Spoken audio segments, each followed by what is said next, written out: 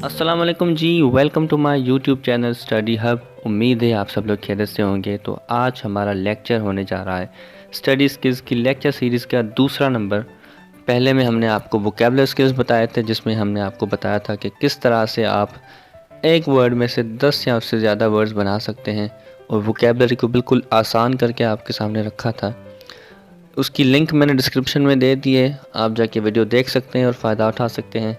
चलिए अपने लेक्चर की तरफ चलते हैं। LSRW क्या है, एक स्टूडेंट के लिए कितना अहमियत रखता है, अगर कोई इंग्लिश सीखना चाहता है तो वो इसको कैसे सीख सकता है, तो वो आज हम आपको सिखाएंगे। ये कितना इफ़ेक्टिव है ये भी बताएंगे। उससे पहले अगर किसी ने हमारा चैनल सब्सक्राइब नहीं किया तो वो चैनल ज़रूर सब्सक्राइब करें, बेल आइकन को प्रेस करें ताकि उन्हें हमारे लेक्चर्स की आने की अपडेट्स मिलती रहें।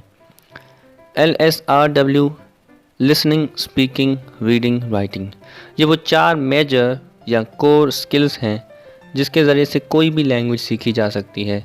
और अगर मैं कहूँ कि ये ग्रामर से भी ज़्यादा इम्पॉर्टेंट है और आसान है तो कहना गलत नहीं होगा। इसकी ये वजह है कि ये ख़ुद ही में ग्रामर रखते हैं।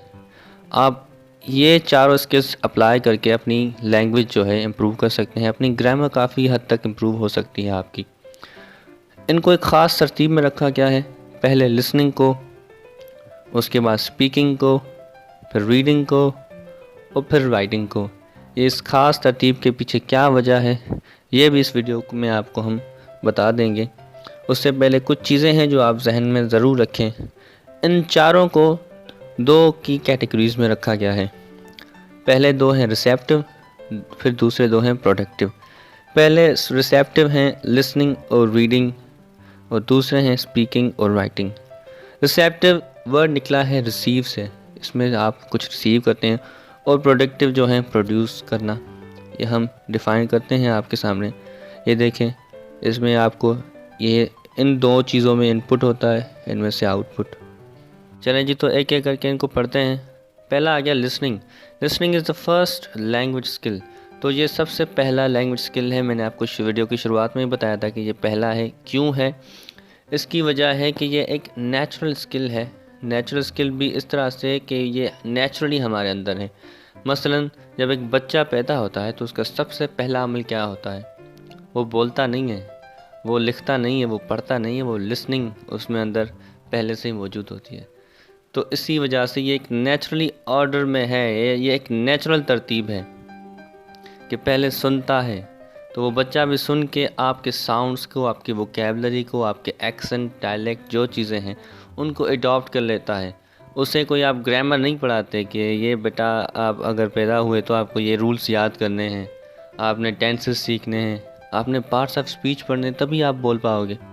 वो आपको सुन के वो सारी चीज़ें अडॉप्ट कर लेता है, वो वहीं से सब कुछ सीखता है, तो वहीं से वो अपनी ग्रामर भी ठीक कर लेता है। तो लिसनिंग का ये फ़ायदा है कि आप अपनी ग्रामर सुन के भी इम्प्रूव कर सकते हैं, वहाँ से वोकैबुलरी निकाल सकते हैं, अपनी प्रोनाउंसिएशन ठीक कर सकते हैं, क्योंकि ये है ही रिसेप्टिव। रिसीव करता है नॉलेज को, वोकैबुलरी को, साउंड्स को, प्रोनाउंसिएशन, ग्रामर, कॉम्प्रीहेंड। यहाँ पे आपके ईयर्स और ब्रेन्स दोनों काम करते हैं। आपको लिसन करने के लिए अपना पूरा फोकस उनकी जो वर्ड्स, जो उनकी एक्सप्रेशन है, उनके तरफ लगाना होता है। ठीक है जी, तो लिसनिंग हो गया। अब आप इसको प्रैक्टिस करें। अभी कुछ मिनट के लिए जो है वीडियो पॉज करें और जाके कोई 5 मिनट का या 2 मिनट का जितना हो सके वहाँ पे जाके आप सुनना है, ताकि आपकी प्रैक्टिस हो। ये चीज़ें प्रैक्टिस के बगैर नहीं हो सकती। चलते हैं दूसरे की तरफ। It is a second language skill.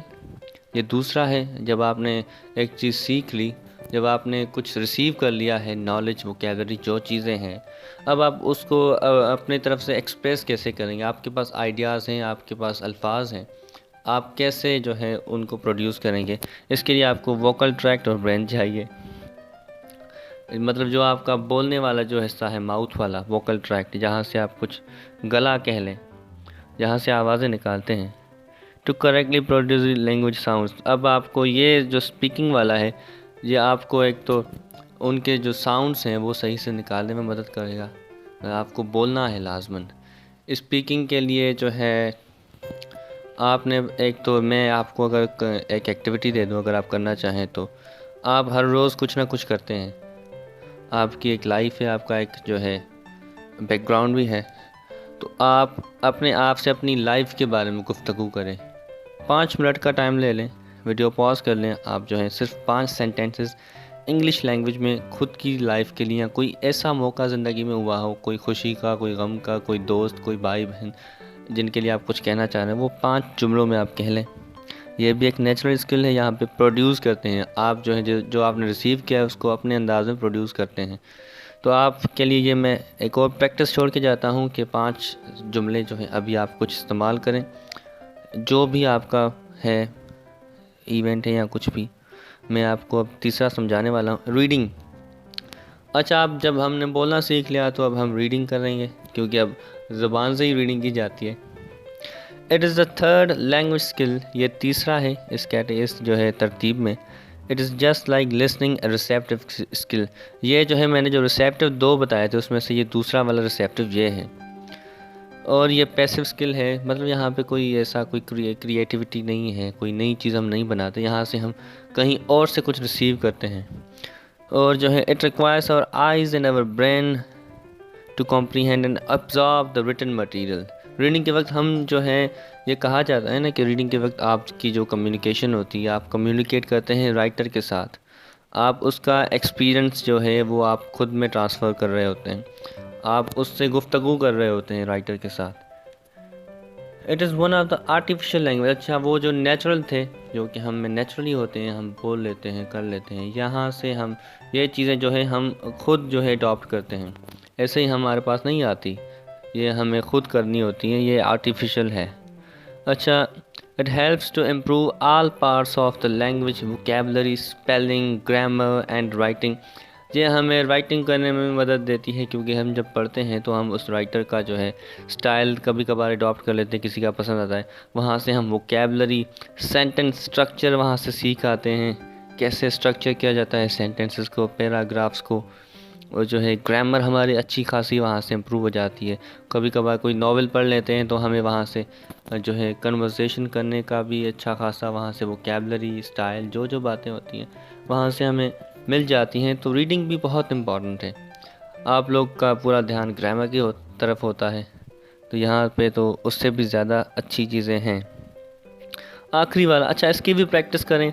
आप कोई किताब उठाएं, कोई न्यूज़पेपर उठाएं, आप वहाँ से कोई 5 जुमले पढ़ लें, या फिर कुछ भी, मतलब यहाँ 10 लाइनें पढ़ लें। कोई नॉवेल है तो वो उठाएं, अभी वहाँ से एक पन्ना पढ़ लें।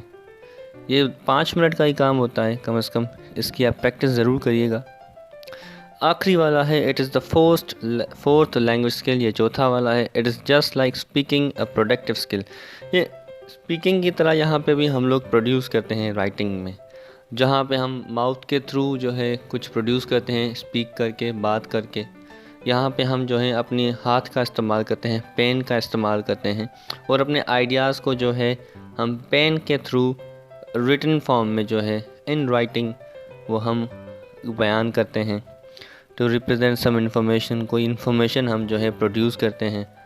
इसमें जो है हम अपना सेंटेंस स्ट्रक्चर भी इम्प्रूव कर लेते हैं, इसमें भी हमें वोकैबुलरी मिल जाती है, क्योंकि राइटिंग के लिए भी हमें कुछ चाहिए होता है, जिसकी वजह से हमें फिर रीडिंग करनी होती है, लिसनिंग करनी होती है। तो कुछ प्रोड्यूस करने के लिए कुछ रिसीव करना लाजमी है। ये स्किल्स हैं 4 जो मैंने आपको आज पढ़ाए, इन सारों की आप प्रैक्टिस करें। राइटिंग की प्रैक्टिस अभी करें, कोई 5 जुमले जो हैं आप जो हैं लिख लें। स्पीकिंग वाले मैंने कहा था कि बोल लें, यहाँ पे आप कोई 5 जुमले इंग्लिश में लिखें, ताकि कहीं ना कहीं से कोई शुरुआत ज़रूर हो। तो ये प्रैक्टिस करें, ये चीज़ें प्रैक्टिस से आती हैं। ऐसा ना हो कि आप कहें कि आपने बताए थे कोई फ़र्क तो नहीं पड़ा। तो ये चीज़ें तभी आप में चेंजेस लाएंगी जब आप खुद इन्हें प्रैक्टिस में लाएंगे। जब इनको प्रैक्टिस में लाएंगे तो ग्रामर आपकी खुद ब खुद इम्प्रूव हो जाएगी। मसलन आपने कुछ लिख लिया, आपकी वहाँ पे आपको पता नहीं ग्रामर कैसी है, पर आपने जब ग्रामर सीखनी आप सीख के फिर आपको खुद रियलाइज़ होगा कि मैं यहाँ पे ये गलत लिखता था, फिर आप खुद ही करेक्ट कर लेंगे। तो ये लेक्चर आप जहाँ ख़त्म हुआ, तो मिलेंगे इंशाल्लाह अगले लेक्चर में। Don't forget to subscribe the channel and press the bell icon for more updates. Thank you so much lecture सुनने के लिए।